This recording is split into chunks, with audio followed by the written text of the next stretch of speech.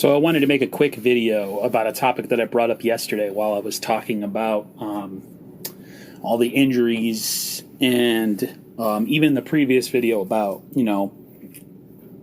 covering what happened during the Giants 49ers game on Sunday.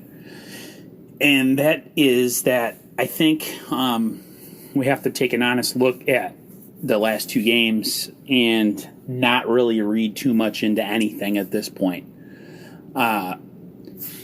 I was listening to some Bay Area radio podcast-y type stuff, and they made a point of asking one of the guys that covers the 49ers, he's a beat writer, I think it's Matt Mayoka, about if the team was the Niners' success the last 2 weeks has been because of their depth or because of the bad opponents.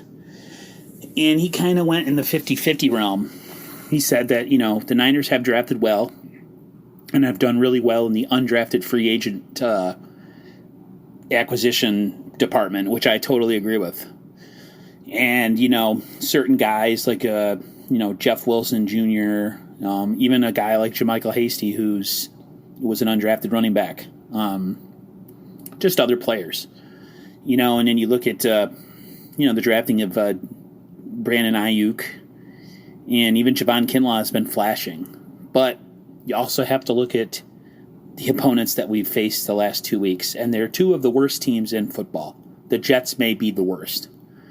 They don't really have much going on.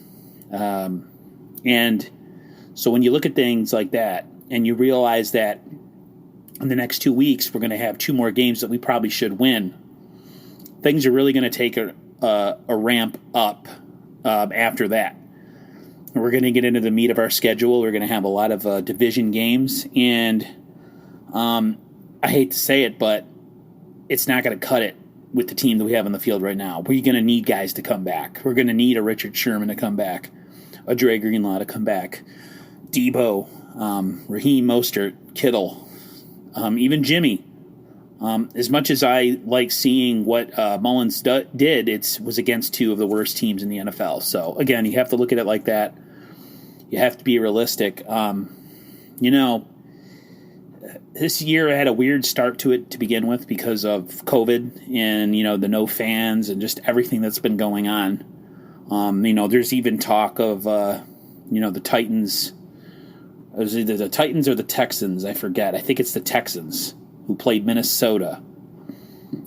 Some people have tested positive for COVID-19, and, there's talk that the season, what's going to happen with that particular upcoming opponents for each of those, both of those games, the teams, what's going to happen to their upcoming games, and would the season eventually be canceled? Just that kind of mindset and those thoughts, it just makes the season out to be a really weird season. The Niners are in such a point with their roster that, it could, I can't say it can't get any worse because it can, but you're going to reach a point eventually when you lose enough guys that it's going to affect you on the field, and it's going to affect you when you play better competition. And when that happens, we're going to see what this team's really made of. We're going to see if we're able to swim with the fishes or if we're going to sink. And we don't know for sure. We have players, we have some good depth, but it's being tested little by little. It's being whittled away. I mean, what did we get? 2 games out of Jordan Reed, and he was already hurt. It's sad. I wish he could have made it farther, but he's not going to. He might come back towards the end of the season. I mean, we have Ross Dwelly, we have Charlie Warner. We'll see what they can do, the two of them. Hopefully Kittle comes back when he's healthy. If we don't need him against Philly, the same with Debo. I feel like Debo has a better chance of playing than Kittle. With Garoppolo, I'm not really sure. I don't know what the 49ers mindset is on that right now, but it's things are easy right now. I mean, I think the Dolphins are a team that people are sleeping on. That's my brother's team. They have a really pretty dangerous offense, even though Fitzpatrick is their quarterback. They have some players. And we're going to have to really, these next two games, we can't be lulled into a false sense of security, especially with the Eagles, because they have as many injuries as we do. They're just as banged up.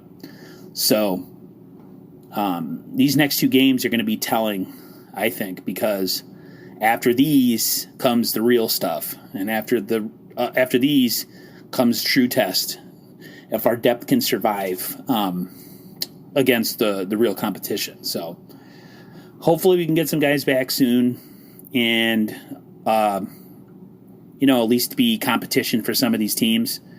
Having no Nick Bosa and D Ford, they talk about him possibly going on an IR stint. I don't know at this point with that guy if he should just retire. I mean, he just offers nothing. Our pass rush is not what it was last year, so we have to do a lot more other types of things. Like I said, stunts and blitzes and stuff to get pressure, and guys on the back end got to play better. So this is going to be a different year. This year has a different feel to it. It's a different animal.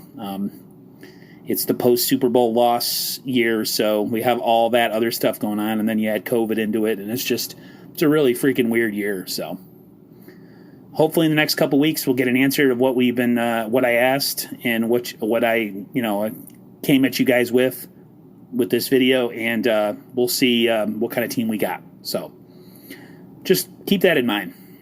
All right, guys. I will talk to everyone later. Everybody have a fantastic evening, morning, afternoon, whenever you hear this, and I'll talk to you later. See ya.